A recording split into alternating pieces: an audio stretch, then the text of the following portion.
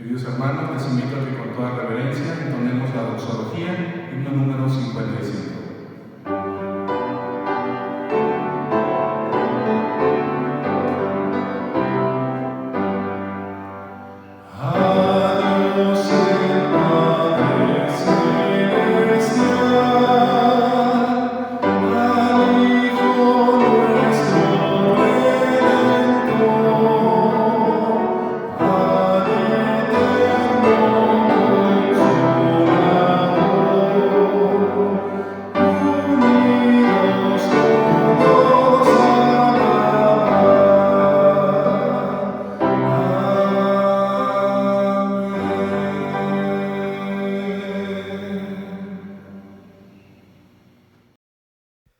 Feliz sábado, mis queridos hermanos. La Iglesia de Gibraltar les extiende una cordial bienvenida en este culto de adoración, en este 4 de abril del 2020. Desde aquí les saludamos, allí en sus casas que nos están siguiendo. Les mandamos un fuerte abrazo y que las bendiciones de Dios sean con ustedes. Vamos a iniciar nuestro culto con una oración. Les voy a invitar, por favor, a que ahí en sus casas se pongan de pie e inclinemos nuestro rostro y oremos a Dios. Querido Padre que estás en el cielo, bendito sea tu nombre. Gracias, Señor, porque nos das este privilegio de escudriñar tus escrituras y de comunicarnos contigo. Suplicamos que tu Santo Espíritu venga a estar con nosotros y que nos mantengas unidos, Señor, en estos momentos difíciles y que siempre guardemos la esperanza, Señor, de que pronto estaremos contigo. En tu Hijo amado Cristo Jesús. Amén. Hermanos, vamos a unir nuestras voces en alabanza para gloria del Señor con el himno número 171 del himnario con el título ¿Has oído el mensaje?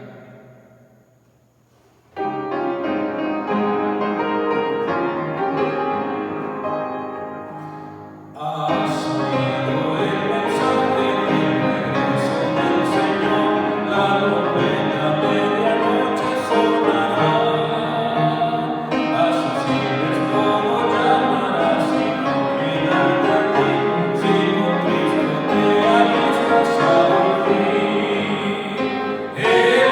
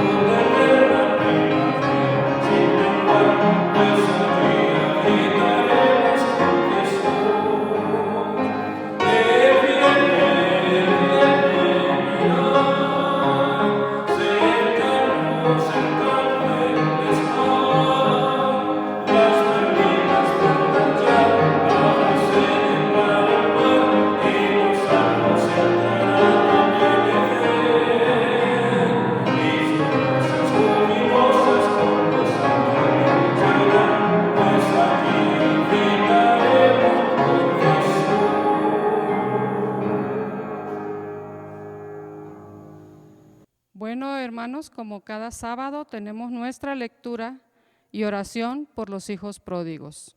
Si recuerdan, el sábado pasado les dije que a partir de hoy vinieran con una libretita, una hojita, su lápiz, para que anoten algunas ideas o algunos consejos que les voy a dar durante los siguientes sábados y para que usted sea una persona de apoyo para aquellos padres, para aquellos familiares que están sufriendo por algún pródigo que tienen en su hogar.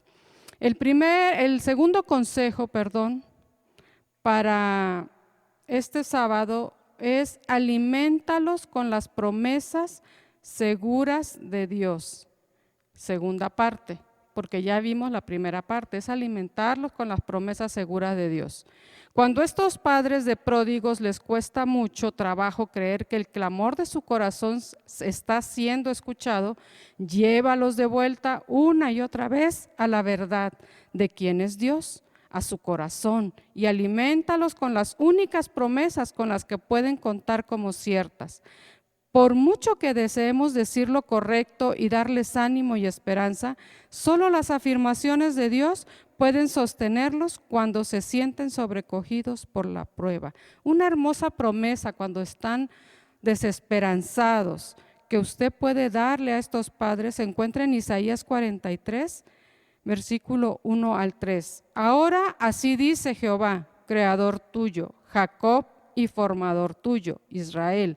No temas, porque yo te redimí, te puse nombre, mío eres tú. Cuando pases por las aguas, yo estaré contigo, y si por los ríos, no te anegarán. Cuando pases por el fuego, no te quemarás, ni llama arderá en ti, porque yo, Jehová, Dios tuyo, el Santo de Israel, soy tu Salvador. Esta promesa puede darle mucha fortaleza y esperanza a un familiar o padre de pródigo. Pero si ellos se sienten demasiado débiles para continuar la lucha, han caído en el desánimo y piensan que Dios no los está escuchando, Segunda de Corintios 12:9 tiene una preciosa afirmación. Y me ha dicho, bástate mi gracia, porque mi poder se perfecciona en la debilidad. Por tanto, de buena gana me gloriaré más bien en mis debilidades, para que repose sobre mí el poder de Cristo. Ayúdelos continuamente a quitar los ojos del problema que tienen en su familia y devolver sus ojos a Dios. Y de esta manera podrán sobrellevar estos duros momentos hasta el día en que su pródigo regrese y Dios traiga paz de nuevo a su hogar. Vamos a inclinar el rostro, vamos a orar. Te damos gracias, Padre, porque tu palabra, la Santa Biblia, está llena de promesas, llena de afirmaciones que pueden darnos mucha seguridad, paz y tranquilidad en nuestro corazón, pero también ánimo para continuar en la lucha en esta tierra. Ayúdanos, Señor, a recurrir constantemente a ella, pero también cuando veamos algún desanimado por esta causa, te rogamos nos ayudes a estar llenos de tu palabra para poder compartir un consejo sabio. Danos de tu Espíritu Santo para ser guía para otros. Ayúdanos a hacer tu voluntad. En este momento rogamos por los pródigos, aquellos que un día estuvieron y hoy no están, pero sabremos que con tu poder volverán a pisar nuestra iglesia. Bendícelos, cuídalos, protégelos, tráelos de vuelta al hogar, Señor. En el nombre de Jesús. Amén.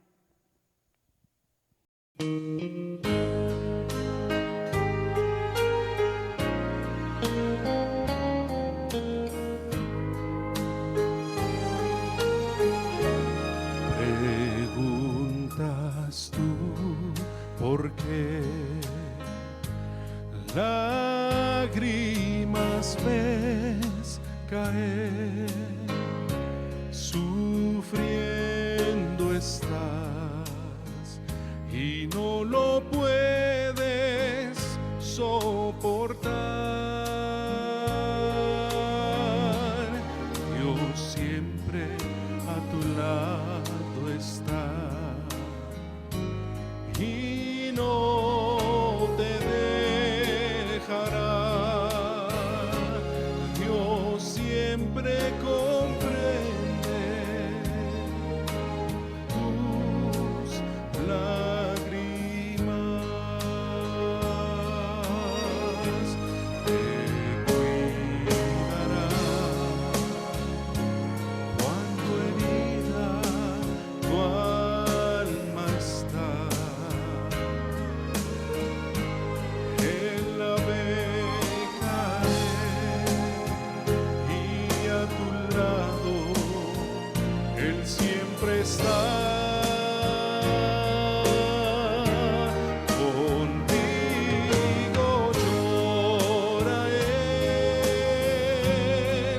y te ayuda a vencer.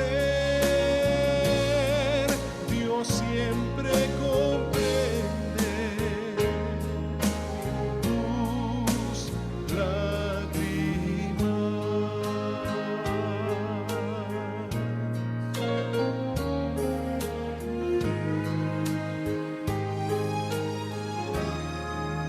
Pruebas siempre habrá y lágrimas vendrán cuando el dolor va oprimiendo el corazón. Jesús a tu lado está, enjuga tu llorar. Dios siempre comprende tus lágrimas. Te cuidará cuando herida tu alma está. Él la ve caer, porque a tu lado Él siempre está.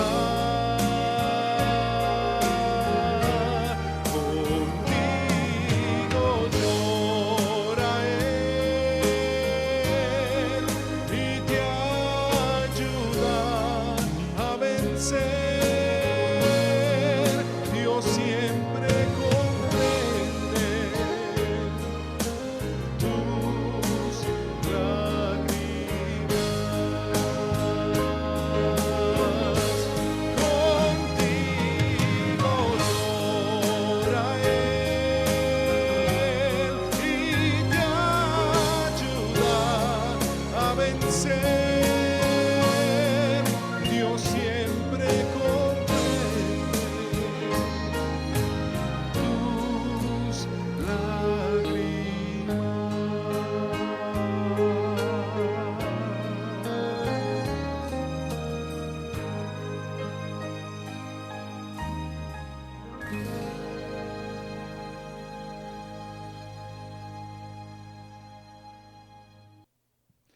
Bien, hermanos, ha llegado el momento de devolverle a Dios la parte que le corresponde a través de los diezmos y las ofrendas.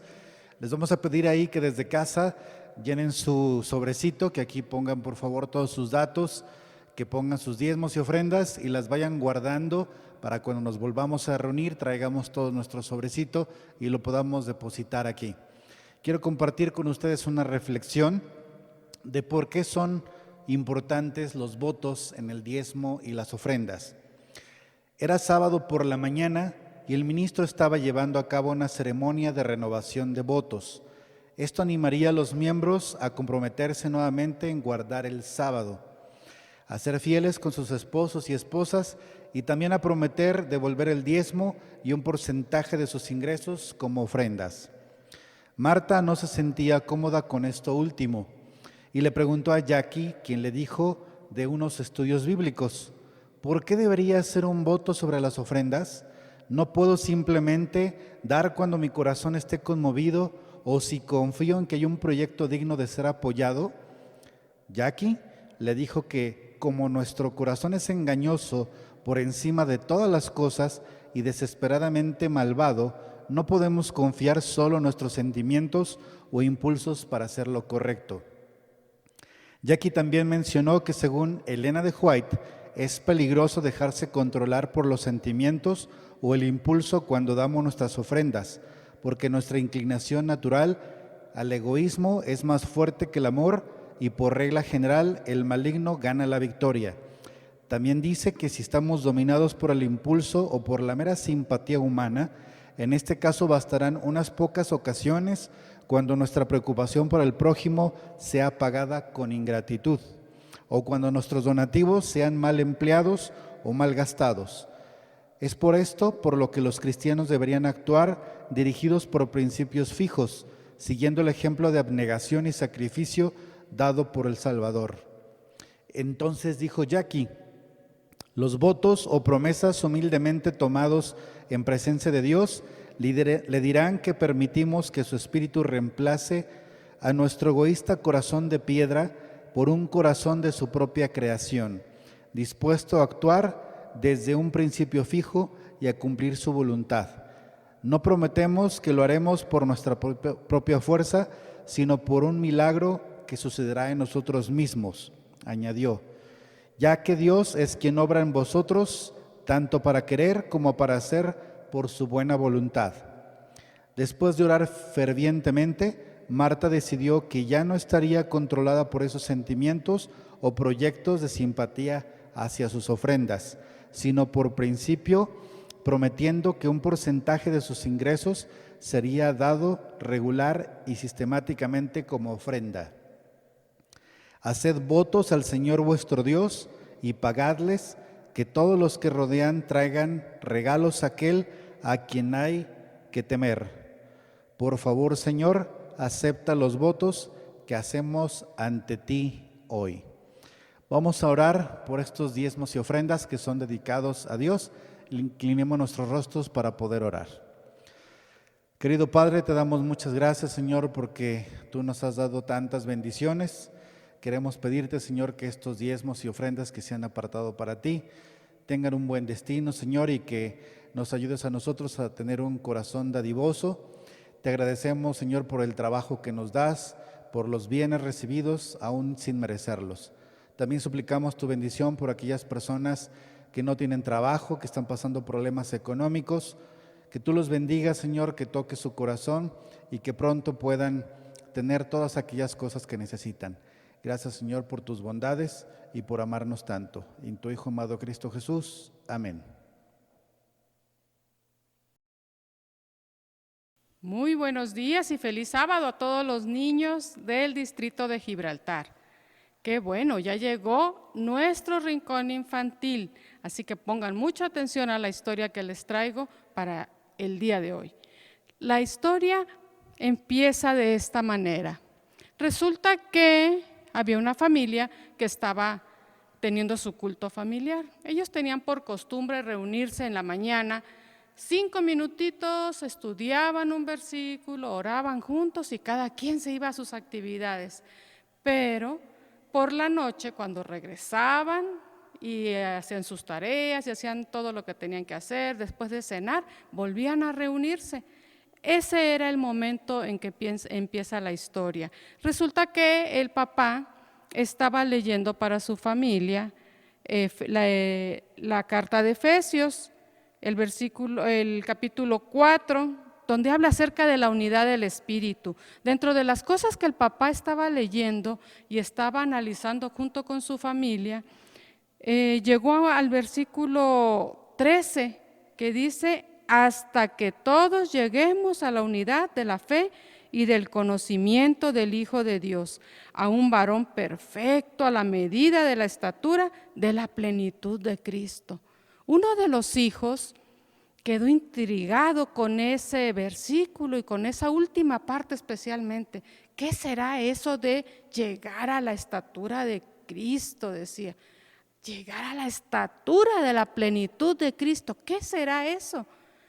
Se fue pensando, no le preguntó a su papá, terminaron el culto y era momento de irse a dormir. No le quiso preguntar porque había tenido un día muy activo y entonces estaba muy cansado y quería dormir. Como se fue con ese pensamiento en su mente y esa duda en su cabeza, al dormir tuvo un sueño y en el sueño vio lo siguiente. Él estaba jugando afuera de su casa cuando de repente empezó a ver que todos sus vecinos, algunos eran sus compañeros de escuela, otros eran los vecinos o familiares de los vecinos, empezaron todos a correr en una misma dirección. Y él sabía que esa dirección los llevaba hasta el parque de la colonia. Ahí en el parque de la colonia había un kiosco y en el kiosco había un personaje muy especial y todos corrían y corrían hacia allá Y él se preguntaba, bueno, pues ¿qué está pasando? Y les preguntaba a los que pasaban, pero ni caso le hacían. Así que él decidió caminar y luego correr tras de ellos. Cuando llegó, se dio cuenta de que la plaza estaba llena de gente, amigos y conocidos de la colonia y uno que otro desconocido que andaba de paseo por ahí. La plaza estaba totalmente llena, el kiosco estaba totalmente rodeado de gente y él empezó a abrirse camino entre las personas porque le tapaban y no le permitían ver qué era lo que estaba pasando en el kiosco.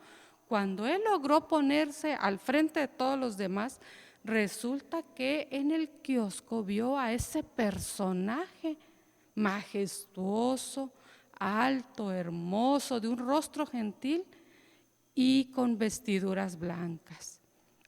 Todos decían que era un ángel y ese ángel abrió su boca y dijo: he venido a medir a todos los de esta colonia porque queremos saber si han crecido a la estatura de Cristo. El niño se quedó pensando, ¿cómo? Mi papá hoy nos habló acerca de la estatura de Cristo. Y hoy lo voy a saber qué cosa es eso. Y entonces vio que el ángel en su mano tenía una vara parecida a esta. Una vara que era como para medir la estatura de las personas. El ángel la puso a su lado y entonces invitó a las personas, ¿quién quería pararse al lado de la vara para ver si ya había crecido a la estatura de Cristo? Y entonces uno de sus compañeritos de la escuela dijo: yo voy a pasar, yo siempre obedezco a mis papás y cuando me piden algo voy y lo hago, y si me dicen corta el césped, yo corto el césped, y si me dicen lava los trastes, yo lavo los trastes, y si me dicen haz tu tarea, yo hago mi tarea, y entonces yo voy a pasar. Yo creo que sí he crecido a la estatura de Cristo. Cuando él se paró, pues la vara estaba del tamaño del ángel. El ángel era muy alto. Y él se paró al lado de la vara. La idea era que él tenía que ir creciendo hasta estar al tamaño de la vara. Pero resulta que en vez de que pasara eso, la vara se empezó a hacer chiquita, y empezó a decrecer. Y llegó a la estatura de él y siguió decreciendo y él se hizo enanito junto con la vara. Bueno, resulta que se queda muy sorprendido mirando al ángel y le dice: pues ¿por qué? Y el ángel le contesta: sí, es verdad, tú haces muchas cosas que te piden tus padres, pero todo lo haces de mal humor, siempre te estás refunfuñando, siempre estás enojado cuando haces las cosas. Eso no es crecer a la estatura de Cristo. Él entonces bajó los hombros, la cabeza y se fue muy triste hacia donde estaba su familia. Después pasó un vecino de ahí cerca que siempre les regalaba dulces y siempre estaba de muy buen ánimo. Y entonces don Pablo se puso al lado de la vara. Y don Pablo era una persona bajita, casi estaba del tamaño como había quedado la vara al medir al niño. Pero al pararse él junto a la vara empezó a crecer y don Pablo empezó a crecer junto con la vara hasta que se detuvo. Y él quedó muy sorprendido porque él pensó que no hacía muchas cosas para ayudar o para crecer a la estatura de Cristo, pero resulta que esas buenas cosas que hacía por los niños los hacían felices. Y entonces el ángel le dijo: tú estás en camino de tener la estatura de Cristo. Sigue así, sigue estudiando tu Biblia, sigue haciendo cosas que den alegría a los demás. Y también reparte hermosas palabras para los demás. Don Pablo se fue, aunque apenado, porque no pensaba que ese iba a ser el resultado, se fue con una sonrisa y se reunió con los demás. La vara empezó a bajar nuevamente y ahora fue el momento de que participara o que se animó a participar, porque ahora todos se quedaban mirando y decían: ¿pasaré o no pasaré? Entonces se animó a pasar una vecina, la más viejita de esa colonia. Todos la conocían, todos sabían quién era.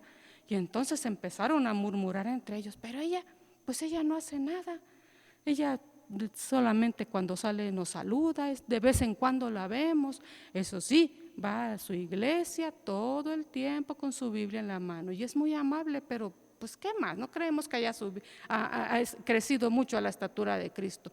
Cuando esta vecina llegó y se paró aquí, doña Elvia, entonces empezó a suceder algo. La vara empezó a crecer y a crecer y a crecer y a crecer. Incluso creció más de lo que había crecido la vara cuando estaba don Pablo parado junto a ella. Y todos se quedaron mirando y sorprendidos. ¿Cómo es posible que haya crecido tanto la vara con ella y ella se haya hecho tan gigante? Y entonces el ángel les respondió a todos: ustedes murmuraban mientras ella pasaba, pero yo la he visto orar por cada uno de sus vecinos. Ella todos los días lee su Biblia y no solamente la lee, sino que aplica lo que lee a su vida. Pero lo mejor que ella hace, como ya les dije, es que ora. Si se entera que alguien está enfermo, ora por esa persona. Si se entera que alguien va a tener un examen especial, ora por esa persona. Si sabe que uno de sus vecinos va a salir de viaje, ora por esa persona, por esas personas. Ella siempre está al pendiente de las necesidades de sus vecinos y siempre está en oración por ellos. Eso hizo que todos entendieran que era muy importante no solamente estudiar para crecer a la estatura de Cristo, no solamente estudiar la Biblia, sino practicar lo que ella dice. Aparentemente doña Elvia no hacía mucho, pero hacía todo. No sabían por qué sanaban, por qué aprobaban exámenes, por qué llegaban bien a su destino. Era porque doña Elvia siempre estaba orando. Entonces, el niño de nuestra historia comprendió que no solamente era sentarse a escuchar lo que su papá les leía en el culto matutino y vespertino, entendió que era importante, que tenía que poner en práctica lo que escuchaba y que solo de esa manera podría crecer a la estatura de Cristo. Te invito a ti, niño y niña que están escuchando este mensaje, esta historia. Es una buena oportunidad, ahora que no vas a salir de vacaciones, que vas a estar en tu casa, estudiar tu Biblia, pero sobre todo poner en práctica para que crezcas a la estatura de Cristo. Vamos a orar. Te damos gracias, Padre, por la bendición que nos das de tener a tu palabra a nuestro alcance. Ayúdanos a leerla, ayúdanos a estudiarla, ayúdanos a comprenderla para crecer a la estatura de tu Hijo Jesús. Te rogamos estas cosas en su nombre. Amén.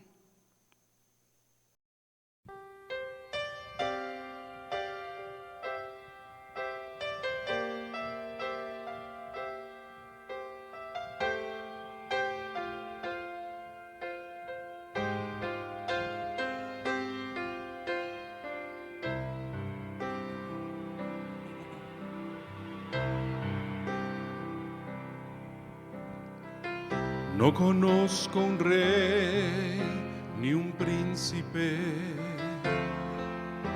ni amigo de los grandes soy. No conozco un senador ni un gobernador, mas conozco aquel que vida nos ha dado. Conozco a Cristo, Rey y Dios, quien me ama, es mi Cristo, dueño de mi ser y Dios de paz. Maestro, Salvador, y es quien me ama de verdad.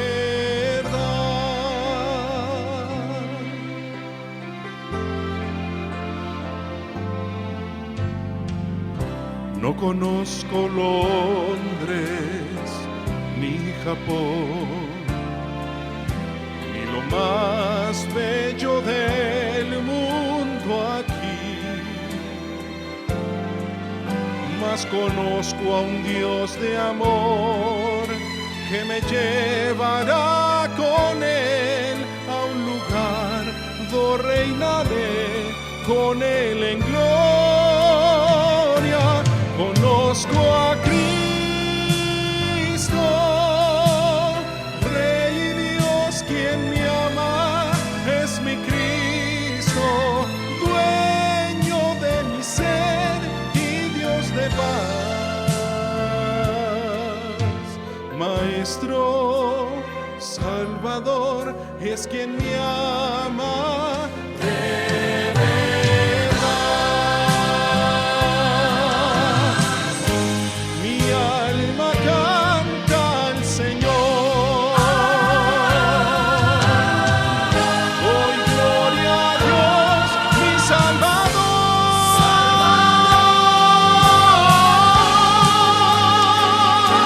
Conozco a Cristo, Rey y Dios, quien me ama, es mi Cristo, dueño de mi ser y Dios de paz.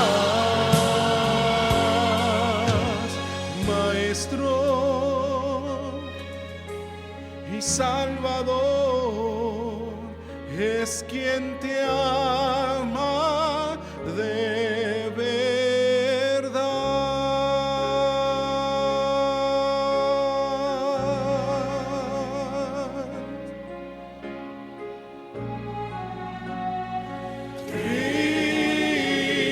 Cristo.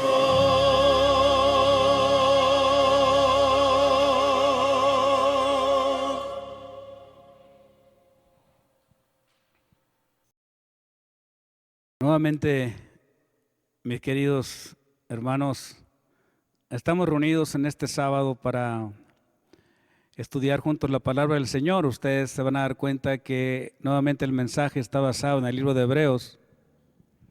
Les deseo un feliz sábado para todos nuestros hermanos de la iglesia de Gibraltar, de Echeveste, del Valle de San Pedro, que están escuchando la palabra del Señor ahí en sus hogares.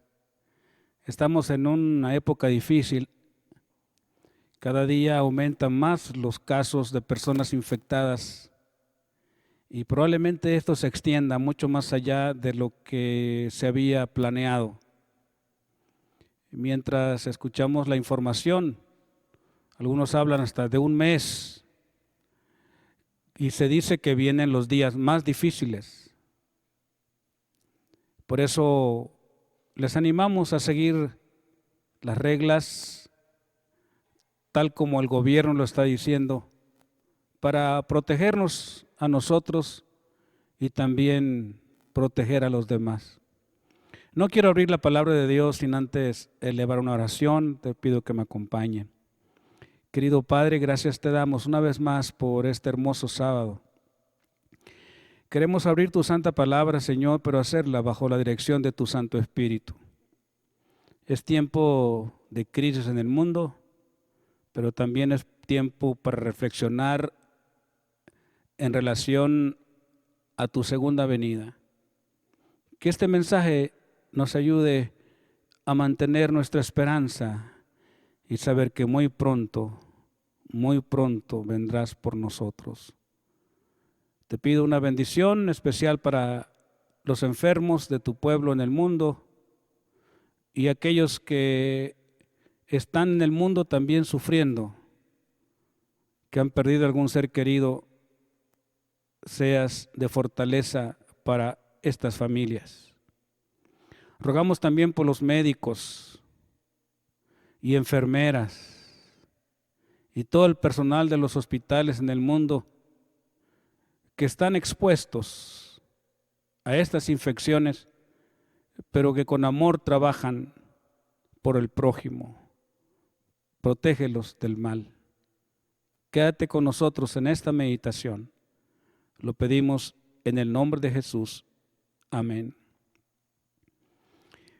Quizás muchos se preguntan, ¿por qué es que el Señor Jesús se ha tardado en venir? ¿Existe realmente una demora en cuanto a su venida? O podríamos decir que hay una aparente demora.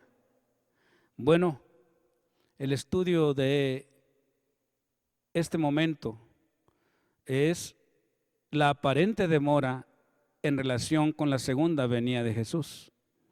Una vez más vamos a Hebreos, porque Hebreos tiene enseñanzas en relación con la segunda venida de Jesús, de una manera extraordinaria como el apóstol Pablo presenta este tema.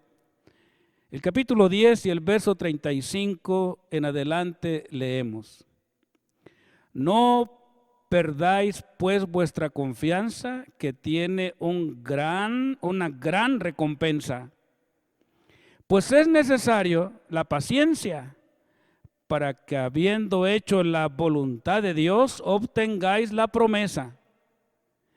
Porque un poco, y el que ha de venir vendrá y no tardará, mas el justo vivirá por la fe.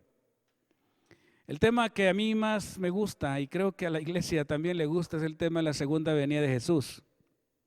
De hecho, el nombre Iglesia Adventista del Séptimo Día lo tomamos porque creemos en la pronta venida de Jesús, y el séptimo día porque es la señal que Dios ha dejado para su pueblo. El pueblo que tiene esta señal tiene la esperanza de un día, cuando Cristo venga, estar preparado para ir a morar con Él. ¿Les gusta el tema de la segunda venida? Creo que en el marco en el que estamos viviendo en este tiempo, es un tema importante que debiéramos tocar, acerca del momento cuando Jesús va a venir. Creemos como iglesia que Jesús va a venir de manera personal, literal y visible. Así como lo vieron sus discípulos desde el monte de los olivos, al partir se les hizo una promesa en Hechos capítulo 1, verso 11. Este mismo Jesús que estáis viendo ir al cielo, este mismo vendrá como le habéis visto ir al cielo. Podemos imaginarnos la nostalgia de los discípulos cuando vieron partir a su maestro. Ya nunca más lo verían, pero la fe los mantendría firmes. Tendrían los recuerdos de esas escenas donde tocaba a los enfermos y sanaban. Escenas donde perdonaban los pecados. Escenas donde bendecía a los niños. Escenas donde se enfrentaba con sus opositores y les mostraba el camino, la verdad y la vida. Quedaron, sí, aparentemente tristes, pero con plena seguridad que en poco tiempo le verían. Hay preguntas en cuanto a la venida de Jesús. Los discípulos la tuvieron y una de ellas es: ¿cuándo serán estas cosas? ¿Y qué señal habrá de tu venida y del fin del siglo? Jesús promete en Juan 14, 1 al 3: no se turbe vuestro corazón. ¿Creéis en Dios? Creed también en mí. En la morada en la casa de mi Padre muchas moradas hay. Si así no fuera, yo os lo hubiera dicho. Vendré otra vez y os tomaré a mí mismo, para que donde yo estoy, vosotros también estéis. Pero la pregunta seguía resonando en la mente de los discípulos: sí, Señor, estás prometiendo que vas a venir, pero dinos cuándo serán estas cosas. Ellos estaban hablando del factor tiempo. Y justamente el tema de hoy de la aparente demora nos lleva a pensar: ¿cuándo va a venir? ¿Cuánto tiempo falta? ¿Será que se ha retrasado? Esa era la pregunta en la mente de los discípulos. Para poder comprender si realmente Cristo se ha tardado o no se ha tardado, es bueno analizar algunas cosas. Y una de esas primeras cosas es ¿cómo se administra Dios en medio del tiempo? ¿existe para Dios el tiempo? ¿Cómo nosotros administramos el tiempo? Porque para decir que Él se ha tardado es porque seguimos pensando que Él tiene una fecha para venir, pero que Él se ha retrasado y no ha cumplido. Quiero decirles que Él nunca prometió una fecha. Él nunca dijo un día. Él dijo que nadie sabe el día ni la hora, solo su Padre que está en el reino de los cielos. Pues analicemos el asunto del tiempo para ver si realmente el Señor se ha tardado.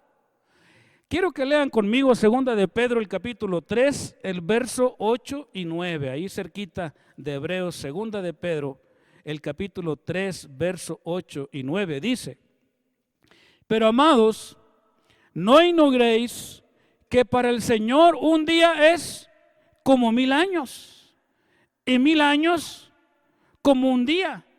Y fíjese lo que añade: el Señor no retarda su promesa. Amén.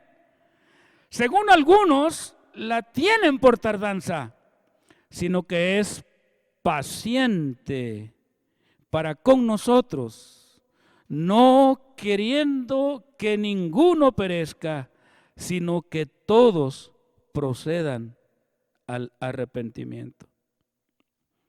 La Biblia dice que el Señor no ha retrasado su promesa. Entonces nadie puede decir que el Señor se ha tardado en venir.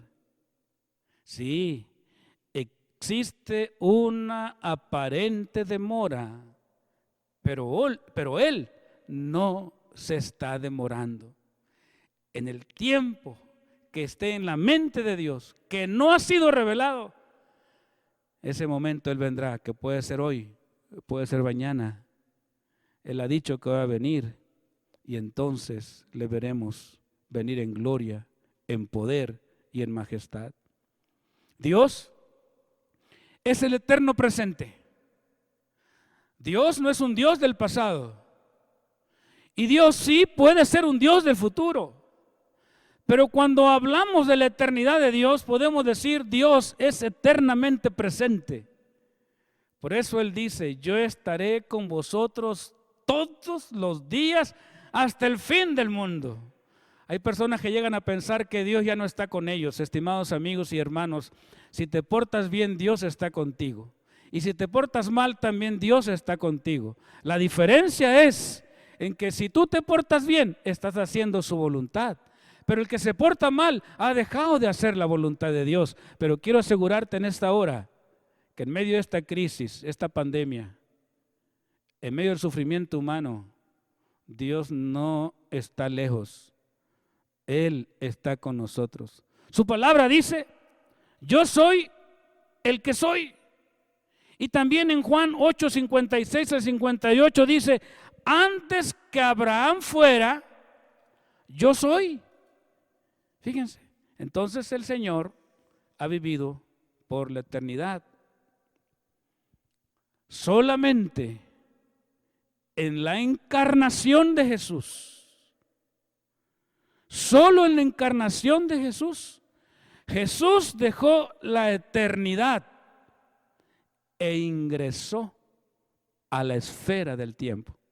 Por eso tuvo hambre, tuvo sueño, caminó entre nosotros, porque dejó la eternidad e ingresó en la esfera del tiempo. Dios es eterno. Hay algunas personas que hacen todo por no envejecer. Compran cremas caras y cuidan su rostro porque no quieren envejecer. Y está bien. Pero fíjense algo. ¿Qué ocurre en la eternidad? En la eternidad las personas no envejecen. Porque en la eternidad no existe el tiempo. El tiempo fue dado para los seres humanos, para que lo administren, para que trabajen, para que vean por su familia, para que puedan lograr sus objetivos. El tiempo fue creado por Dios, es un regalo de Dios, pero en la mente de Dios, allá en la eternidad, no existe el tiempo. Tanto así dice que no va a haber oscuridad y estará el día por la eternidad. Entonces, el tiempo es dado para el ser humano. Así que estas personas que no quieren envejecer, que luchan por mantenerse sanas en la eterna juventud, quiero decirles que en el cielo no van a envejecer ni cronológicamente, ni biológicamente, porque estarán viviendo en la eternidad donde ya no hay tiempo. Por eso la Biblia cuando dice que para Dios un día es como ¿qué? 1000 años, y 1000 años como un día. ¿Qué está diciendo? Que para Dios en la eternidad no existe el tiempo.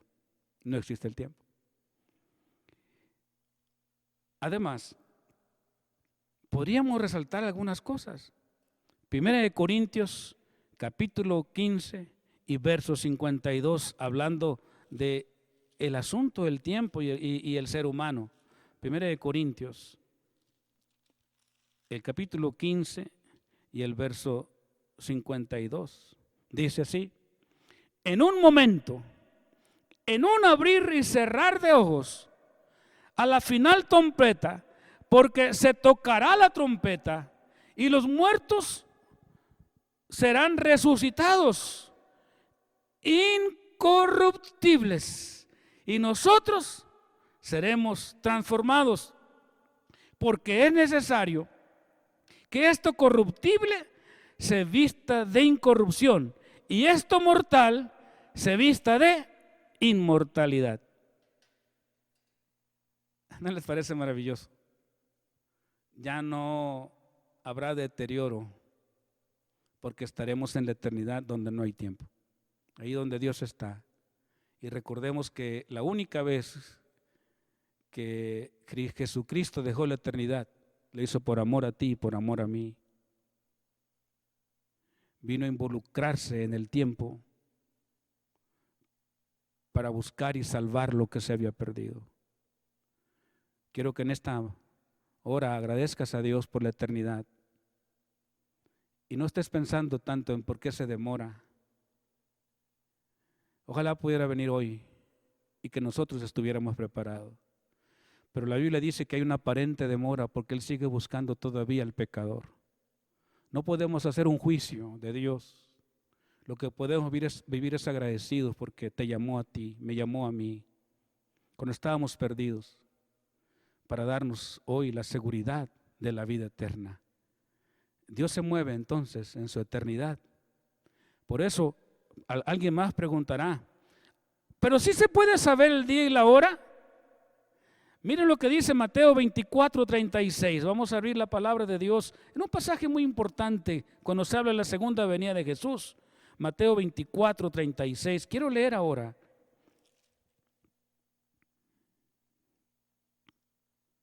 Pero el día, del día y la hora, nadie sabe, ni aun los ángeles de los cielos, sino solo mi Padre. Sí hay un día señalado, estimados amigos y hermanos. Sí hay un día señalado. Ese día está en la mente de Dios. Ni los profetas, ni los pastores, ni los apóstoles, ni los clérigos, ni los ángeles, nadie lo sabe, pero si hay un día, alabado sea el Señor. Y ese día está llegando, porque vemos que las cosas se están cumpliendo, pero nadie sabe el día, pero de que lo hay, lo hay. Muy pronto veremos al Señor Jesús regresando como Rey de Reyes y Señor de Señores. Que nuestra experiencia diaria sea una preparación. Lo que sí podemos estar seguros es que el tiempo se está acercando. El tiempo se está acercando. ¿Cómo podemos darnos cuenta que el tiempo se está acercando? Pues debiéramos tomar algunos ejemplos del Antiguo Testamento. En las ocasiones en que el Señor visitó para hacer un juicio. ¿Cómo estaba la sociedad? ¿Cuál era la condición en aquel tiempo? Y si nos vamos al tiempo de Noé, encontraremos que las cosas allí demostraron que el tiempo se había acercado. Vamos a ver San Marcos, capítulo 1 y verso 15. Es importante estudiar la Biblia en estos momentos. San Marcos, capítulo 1 y verso 15. Dice: el tiempo se ha cumplido y el reino de Dios se ha acercado. Arrepentíos y creed en el Evangelio. El tiempo se ha acercado. Necesitamos arrepentirnos de nuestros pecados y creer en el Evangelio. El Evangelio es salvación. El Evangelio es Jesús, nuestro Señor, que está listo para ayudarnos cuando nosotros acudimos a Él pidiendo la ayuda. ¿Saben? El ser humano es muy egoísta y muy injusto. En esta situación en que vivimos en el mundo de esta pandemia, donde más de 20,000 personas han perdido la vida. Los medios de comunicación nos dicen que los hospitales en algunos países están saturados. Han habilitado embarcaciones para funcionar como hospitales. Aquí en México, nuestro país, según se dicen, vienen los días más difíciles. Y se habla de que mucha gente va a morir. ¿Te has puesto a pensar en esto? ¿Te has puesto a pensar que podría ser tú, podría ser yo? Y si así es, debiéramos responder a esa pregunta: ¿estamos preparados para morir y tener la esperanza de la resurrección? Si tu respuesta es que no estás preparado, ¿no crees que este es un momento de gracia que Dios te está dando a ti y a mí para pedir perdón y para pedir un reavivamiento, una reforma en nuestra vida, un cambio de vida? Yo creo que sí, hermano. Creo que sí es un tiempo de gracia. El mundo está en una crisis, pero también hay crisis espirituales que muy pocos se dan cuenta. No pensemos egoístamente. Quiero llevarte a una reflexión. ¿Te has puesto a pensar cómo se siente Dios en medio de esta pandemia? Yo creo que mucha gente se ha olvidado de Dios. Estamos pensando solo en nosotros: ¿cómo vamos a resolver el problema? ¿Cómo vamos a comprar alimento? ¿Cómo vamos a ir a los médicos? ¿Cómo vamos a cuidar a los viejitos? ¿Cómo vamos a cuidar a los niños? Y todo es yo. Está bien. Tenemos que hacer algo por la familia. Tenemos que cuidar de nuestros seres queridos. Pero ¿te has preguntado cómo se encuentra Dios en medio de todo esto? Quiero decirte algo. Si creemos que Dios está en todo lugar, Dios está allí donde esta crisis se levantó, y Dios está en todo lugar donde muere la gente. Y no creas que Dios se goza cuando ve morir a alguien. Él se llena de tristeza. En este momento su corazón está lleno de dolor, porque Él ama al pecador. Nosotros decimos, nos duele, pero es un dolor pasajero, y a veces poco a poco se va atenuando a través de los días. Pero el dolor de Dios es un dolor permanente, no es pasajero, es un dolor eterno. Y yo casi veo a Dios llorar por la situación que el mundo está viviendo. No podemos comprender con plenitud el por qué Dios lo permite, pero de que sufre, Él está sufriendo. Entonces, debiéramos prepararnos para ese día glorioso de su segunda venida, donde ya no habrá más dolor, no habrá más muerte, y podemos disfrutar de la vida eterna. Podrías preguntarle en esta hora, mientras escuchas, podrías preguntarle: Dios, ¿cómo te fue en este día? ¿Cómo estás pasando este sufrimiento? Y Él te respondería: estoy sufriendo junto con ustedes, pero quiero decirles que muy pronto dejarán de sufrir, porque está todo listo para regresar por mi pueblo. Amigos y hermanos, el tiempo de gracia está a punto de cerrarse. El tiempo de gracia se va a cerrar como en los tiempos de Noé, en los tiempos de Lot. Vean lo que dice la Escritura en San Lucas capítulo 17. Busquemos este pasaje tan revelador. Lucas, el capítulo 17, versos 26 al 33. Quiero leerlo para que estemos en este contexto tan importante. 17, 26 al 33, dice así: como fue en los días de Noé, así también será en los días del Hijo del Hombre. Comían, bebían, se casaban, se daban en casamiento, hasta el día que entró Noé en el arca y vino el diluvio y los destruyó a todos.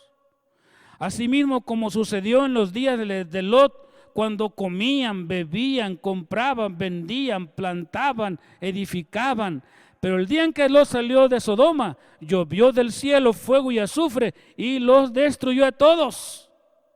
Así será el día en que el Hijo del Hombre se manifieste. Qué tremendo, ¿no? Tremendo.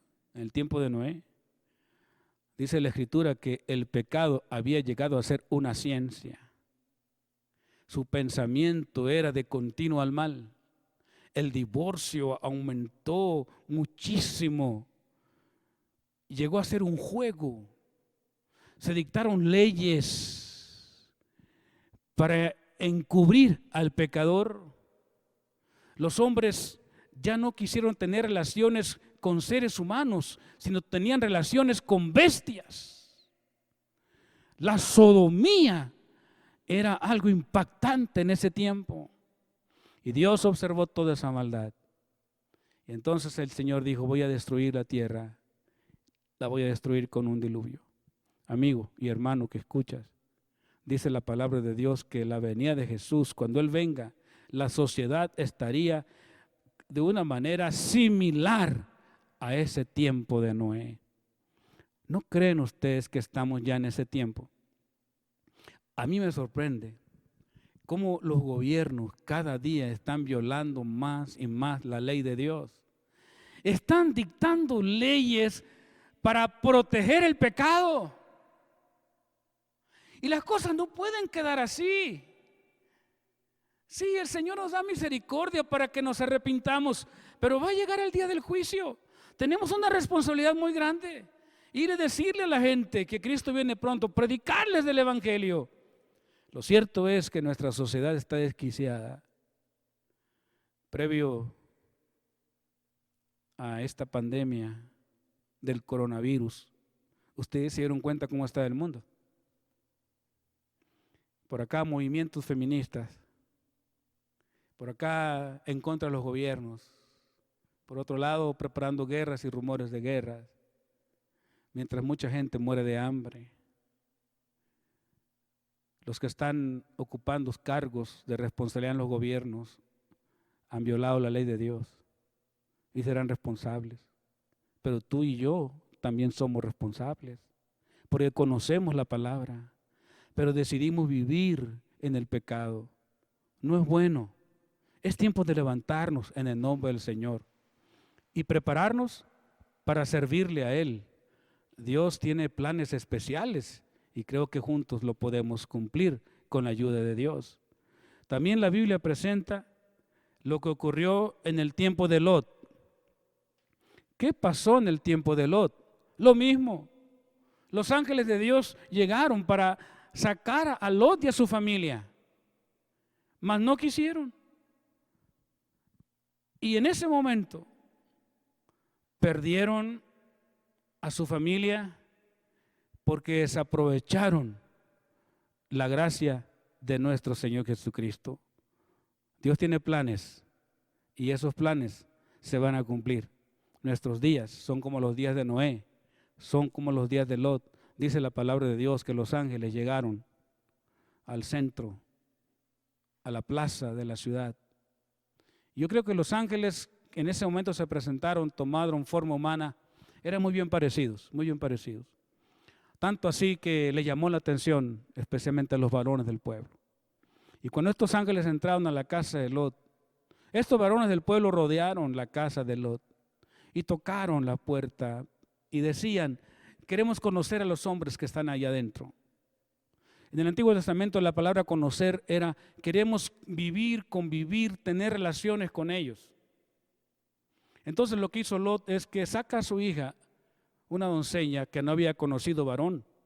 Y entonces les dijo a los hombres, aquí está mi hija, hagan de ella lo que quieran. Oiga, eso es difícil, eso es tremendo para que un padre diga que su hija puede ser usada, manoseada. Eso es tremendo, para que vean la condición en que en ese tiempo se vivía. Y entonces los hombres dijeron, no queremos mujer, queremos hombres con hombres. Y cuando Dios vio esa maldad, consumó su juicio y fueron destruidos con fuego y azufre. ¿No les parece que nuestra sociedad ha llegado a ese límite?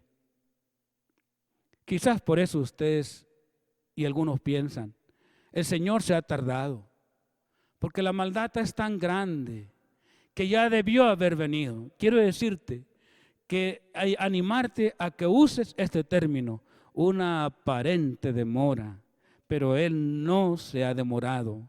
Está llegando el momento en que Él va a venir. Estamos acercando a ese momento glorioso. La puerta de la gracia se está cerrando. Hoy Apocalipsis dice, el que es justo, sea justo todavía. Y Apocalipsis 3:20 dice, yo estoy a la puerta, ¿y qué? Y llamo. Y añade, la última parte de Apocalipsis, quiero abrir, que abran sus Biblias conmigo, Apocalipsis, el capítulo 22, ¿cómo cierra? El verso 20 al 21, 22, 20 al 21. El que da testimonio de estas cosas dice, ciertamente vengo en breve. Amén. Ven, Señor Jesús. Y la gracia de nuestro Señor Jesucristo sean con todos vosotros. Amén. Ciertamente vengo en breve. ¿Cuánto diera yo al Señor, hermanos, que nos estemos preparando? ¿Qué va a pasar después de esta tragedia en el mundo? ¿Cómo vamos a vivir nuestra vida cristiana? Creo que los primeros días la iglesia se va a llenar. Bueno, eso creo, quién sabe. Yo espero que el templo de Gibraltar, de Cheveste, el Valle, San Pedro se llene. Pero otra vez, en esta aparente demora, si no hemos aprendido las lecciones que hoy el Señor quiere darnos, al correr el tiempo, algunos apostatarán de la verdad o se volverán enemigos de la verdad. Dejarán de venir a la iglesia. Total, el coronavirus no me hizo daño, ya pasó. No, mis hermanos, vamos a correr, como dijimos en el tema del viernes, vamos a correr la carrera. Vamos a llegar a la meta en el nombre del Señor Jesús. Cristo viene pronto. Preparémonos para estar con Él. Voy a ocupar unos minutos para leerte algo que una autora llamada Elena de White escribió, conocida por los adventistas del séptimo día, quizás no tan conocida por otros que nos pueden estar escuchando. Ella escribe lo siguiente: es a medianoche cuando Dios manifiesta su poder para librar a su pueblo. Sale el sol en todo su esplendor. Sucédense señales y prodigios con rapidez. Los malos miran la escena con terror y asombro, mientras los justos contemplan con gozo las señales de su liberación. La naturaleza entera parece trastornada. Los ríos dejan de correr. Nubes negras y pesadas se levantan y chocan unas con otras. En medio de los cielos conmovidos hay un claro de gloria indescriptible, de donde baja la voz de Dios, semejante al ruido de muchas aguas, diciendo, hecho es. El mar es azotado con furor. Se oye el silbido del huracán como voz de demonios en misión de destrucción. Toda la tierra se alborota e hincha como las olas del mar. Su superficie se raja, sus mismos fundamentos parecen ceder. Se hunden cordilleras, desaparecen islas habitadas. Los puertos marítimos que se volvieron como Sodoma por su corrupción son tragados por las enfurecidas olas. La grande Babilonia vino a memoria delante de Dios para darle el cáliz del vino del furor de su ira. Pedrisco grande, cada piedra, como el peso de un talento, hace su obra de destrucción. Las más soberbias ciudades de la tierra son arrasadas. Los palacios suntuosos en que los magnates han malgastado sus riquezas en provecho de su gloria personal, caen en ruinas ante su vista. Los muros de las cárceles se parten de arriba abajo y son libertados los hijos de Dios que habían sido apresados por su fe. Los sepulcros se abren. Muchos de los que duermen en el polvo de la tierra serán despertados, unos para vida eterna y otros para vergüenza y confusión perpetua. Todos los que murieron en la fe del mensaje del tercer ángel salen glorificados de la tumba para oír el pacto de paz que Dios hace con los que guardan su ley. Los que lo traspasaron, los que se mofaron, los que se rieron de la agonía de Cristo, los enemigos más acérrimos de la verdad y de su pueblo, son resucitados para mirarle en gloria y para ver el honor con que serán recompensados los fieles y obedientes.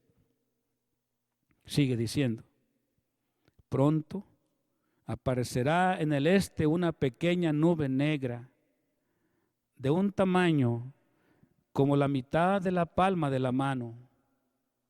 Es la nube que envuelve al Salvador y que a la distancia parece rodeada de oscuridad. El pueblo de Dios sabe que es la señal del Hijo del Hombre. En silencio solemne contemplan mientras va acercándose a la tierra, volviéndose más y más luminosa y más gloriosa, hasta convertirse en una gran nube blanca, cuya base es como fuego consumidor, y más gloriosa, y sobre ella el arco iris del pacto. Jesús marcha al frente como un gran conquistador. Ya no es varón de dolores que haya de beber el amargo cáliz de la agonía y de la maldición. Victorioso en el cielo y en la tierra, viene a juzgar a vivos y a muertos. Con cantos celestiales, los santos ángeles en inmensa e innumerable muchedumbre le acompañan en su descenso. El firmamento parece lleno de formas radiantes, millones de millones y millares de millares. Ninguna pluma humana, dice ella, puede describir la escena, ni mente mortal es capaz de concebir su esplendor. Su gloria cubre los cielos y la tierra, se llena de su alabanza. También su resplandor es como el fuego, y a medida que va acercándose la nube viviente, todos los ojos ven al príncipe de la vida. Ninguna corona de espinas hiere sus sagrados sienes. Ceñidas ahora por la gloriosa diadema, su rostro brilla más que la luz deslumbradora del sol de mediodía. Y en su vestidura y en su muslo tiene escrito este nombre: Rey de Reyes y Señor de Señores. Anhelamos ese día. ¿Cuántos quisieran que ese día fuera hoy? Levanta tu mano ahí donde estás. Dile al Señor Jesús que tú quieres que Él venga hoy. No sea como las personas que dicen: Señor, no estoy preparado, ¿podrías esperarme un poco más? No, hoy es el día. Hoy puedes iniciar esa carrera que quizás dejaste de correr, porque muy pronto, y ojalá ya sea, veremos venir a nuestro amado Jesús. Nos reuniremos con todos aquellos desde el tiempo de Adán y Eva, que después de pecar se mantuvieron fieles. los veremos en el reino de los cielos. Qué glorioso momento nos espera. Ya hasta se nos olvidó la aparente demora. No hay demora. Él viene. Él vendrá en el momento que Él desee venir. Ya no andemos diciendo allí, mis abuelos decían, mis tatarabuelos decían, y no ha venido. No, no, no. No diremos ya más eso. Vamos a decir, ven, Señor Jesús. Que Dios te bendiga. Acepten a Jesús como su Salvador. Oremos. Querido Padre, solo tú sabes el día de tu segunda venida. Pero la historia que nos has dejado del pasado nos enseña que cuando la humanidad tenía al pecado como una ciencia y los gobiernos y los seres humanos se desquiciaron, tú contemplaste desde los cielos, viste cómo estaba todo aquí y decidiste intervenir para dar al mundo una nueva oportunidad. Una oportunidad que no lo supieron aprovechar, porque vinieron los tiempos de Lot y la humanidad se corrompió nuevamente. Señor, yo he escuchado predicadores decir que no debemos orar porque tú vengas por segunda vez, porque hay mucha gente que no te ha conocido. Esa es una excusa, Señor. Esos predicadores que dicen que tú no debes venir todavía porque la iglesia debe levantarse a predicar el evangelio y tú no te gozas en la muerte de los impíos. Dios mío, yo no pienso así. Yo creo que toda persona tiene su oportunidad. Y hoy tú nos estás dando a nosotros una gran oportunidad.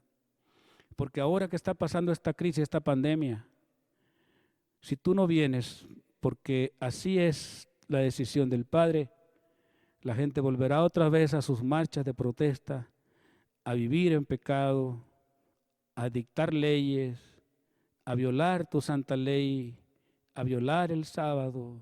Lo volverá a hacer. Señor, nosotros solo pedimos que se haga tu justicia. Y oramos diciendo, ven, Señor Jesús. Por favor, Padre, acepta nuestro corazón y límpianos de nuestra maldad. Danos el gozo de la salvación. En el bendito nombre de Jesús lo pedimos. Amén.